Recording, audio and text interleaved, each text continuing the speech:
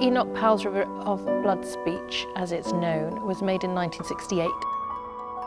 It was probably one of the most influential speeches of the 20th century. It was very, very controversial. He's taking on immigration as his major concern, and he's thinking about a way that he can really make an impact. He had the freedom or took the license to say things which people who were more interested in towing the line and keeping their position in the cabinet wouldn't say. Lots of people said, oh, this speech is disgusting, it's racist. It unleashed, it gave license to some dreadful behaviours and violence and abuse. When I approached Chris Hannon, he wanted to write not about Enoch Powell, but about the speech.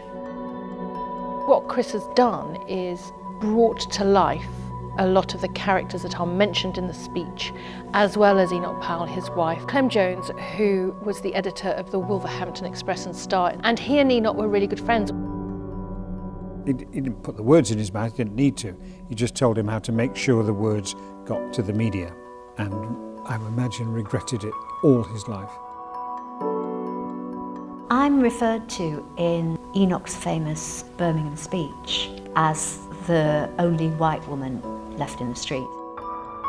There's a slap in the face of, wow, we're not shoulder to shoulder, we're not considered to be of the same, and that's quite hurtful.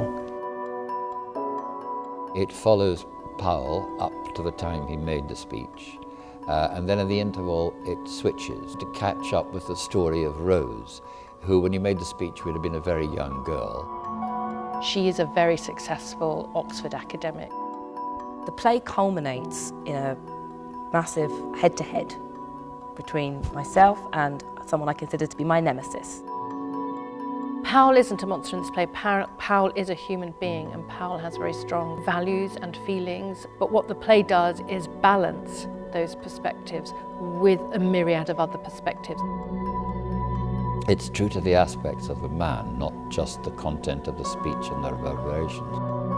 It's very hard not to have a very visceral reaction to Enoch Powell in that speech. I just think whatever he really thought, that he exploited some very base imagery and very inflammatory points of view to further his political career.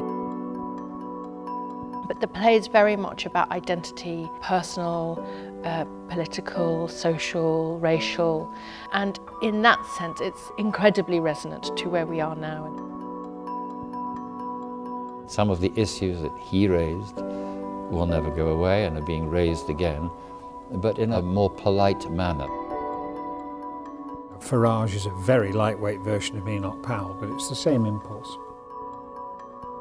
I hope that it will just get people thinking differently and being able to have conversations about immigration, about race relations.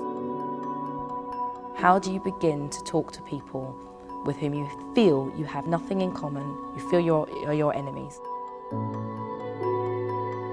It kind of stands back and objectively presents people with different experiences of life, different points of view.